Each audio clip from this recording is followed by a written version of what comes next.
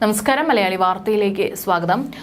ഉത്തർപ്രദേശിലെ റായ്ബറേലിയിൽ രാഹുൽ ഗാന്ധി വിജയിച്ചാൽ വയനാട് സീറ്റ് രാഹുൽ ഗാന്ധി ഉപേക്ഷിക്കും. അങ്ങനെയാണെങ്കിൽ പ്രിയങ്ക ഗാന്ധിയെ വയനാട്ടിൽ കോൺഗ്രസ് സ്ഥാനാർത്ഥിയാക്കാനാണ് കോൺഗ്രസിന്റെ തീരുമാനം. നിലവിലെ സാഹചര്യത്തിൽ രാഹുൽ ഗാന്ധി വയനാട്ടിൽ 3 ലക്ഷം വോട്ടുകളുടെ ഭൂരിപക്ഷത്തിൽ വിജയിക്കുമെന്നാണ് കോൺഗ്രസ് കരുതുന്നത്. ഇന്ത്യ മുന്നണി കേവല ഭൂരിപക്ഷം നേടിയാൽ ഉത്തർപ്രദേശിൽ ഉൾപ്പെടെ വടക്കേ ഇന്ത്യയിൽ രാഹുൽ ഗാന്ധിയുടെ സാന്നിധ്യം കോൺഗ്രസിന് അനിവാര്യമാണെന്നിരിക്കെയാണ് ഇങ്ങനെയൊരു തീരുമാനമുണ്ടായിരിക്കുന്നത്.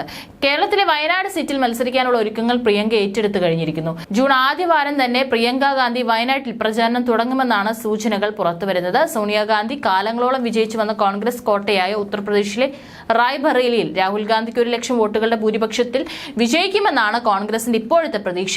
റായ്ബറേലിയിൽ വിജയം ഉറപ്പാക്കിയാൽ രാഹുൽ ഗാന്ധി കോൺഗ്രസിന്റെ ശക്തി കേന്ദ്രമായ വയനാട് സീറ്റ് നിലനിർത്താനുള്ള സാധ്യത തീരെ വിരളമാണ്. അതേസമയം കേരളത്തിലെയും വയനാട്ടിലെയും കോൺഗ്രസ് പ്രവർത്തകരെയും UDF-നെയും പിണക്കാതിരിക്കാൻ പ്രിയങ്ക ഗാന്ധി തന്നെ വയനാട്ടിൽ സ്ഥാനാർത്ഥിയാകുമെന്ന് തീർച്ചയായി കഴിഞ്ഞു. രാഹുൽ ഗാന്ധിയെ ഉൾക്കൊണ്ട അതേ വികാരത്തോടെ പ്രിയങ്ക ഗാന്ധിയെ വയനാട് സ്വീകരിക്കുമെന്ന് ഉറപ്പാണ് ഇത്തരമൊരു മാറ്റത്തിന് സാഹചര്യം ഒരുക്കിയിരിക്കുന്നത്.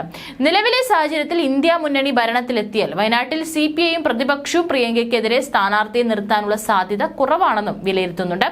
വയനാട്ടിൽ BJP-ക്ക് പ്രിയങ്ക ഗാന്ധിയെ നേരിടാൻ പറ്റിയൊരു സ്ഥാനാർത്ഥി നിലവിലില്ല എന്നതാണ് മറ്റൊരു പ്രധാന പരിമിതി. ഇന്നത്തെ സാഹചര്യത്തിൽ BJP സ്ഥാനാർത്ഥി സുരേന്ദ്രന് വയനാട്ടിൽ കിട്ടാവുന്ന പരമാവധി വോട്ടുകൾ 1.25 ലക്ഷം മാത്രമാണ്. BJP-യുടെ സംസ്ഥാന അധ്യക്ഷൻ ഇത്തരത്തിലൊരു ദയനീയമായ തോൽവി നേടിയ ശേഷം വീണ്ടും പ്രിയങ്ക ഗാന്ധിക്കെതിരെ മത്സരിക്കാനുള്ള സാധ്യതയും സാഹചര്യവുമില്ല.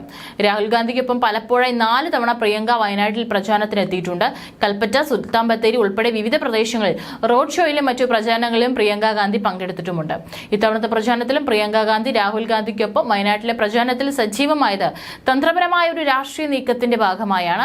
അമേഠി സീറ്റ് ഒഴിവാക്കി റായ്ബറേലിയിൽ രാഹുൽ ഗാന്ധി മത്സരിക്കുന്ന കാര്യം കോൺഗ്രസ് അവസാനം വരെ രഹസ്യമായി സൂക്ഷിച്ചിരുന്നു.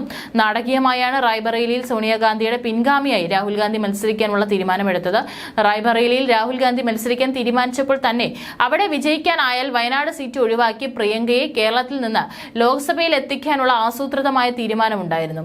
നിലവിലെ സാഹചര്യത്തിൽ കോൺഗ്രസ് ദേശീയ തലത്തിൽ 120 സീറ്റുകൾ നേടുമെന്നും ഇന്ത്യ മുന്നണി കേവല ഭൂരിപക്ഷത്തോടെ അധികാരത്തിലെത്തുമെന്നാണ് വിലയിരുത്തൽ.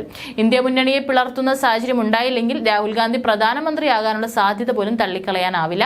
ദേശീയതലത്തിൽ BJP-ക്കും മോദിക്കുമെതിരെ ശക്തമായ പ്രതിഷേധം ഉയർന്നതോടെ BJP-യുടെയും NDA മുന്നണിയുടെയും നേട്ടം 250 സീറ്റുകളിൽ ഒതുങ്ങിയിരിക്കുകയാണ്. പ്രിയങ്ക ഗാന്ധിയെ പത്തനംതിട്ട ലോക്സഭാ മണ്ഡലത്തിൽ മത്സരിപ്പിക്കാൻ കോൺഗ്രസ് നേതൃത്വം ഇത്തവണ ആലോചിച്ചിരുന്നു. എന്നാൽ റായ്ബറേലിയിലെ മത്സര സാധ്യതയും വയനാട് സീറ്റിലെ ഭാവി മത്സരവും മുന്നിൽ കണ്ട് പ്രിയങ്ക പത്തനംതിട്ട സീറ്റിൽ മത്സരം വേണ്ടെന്ന് തീരുമാനിക്കുകയായിരുന്നു.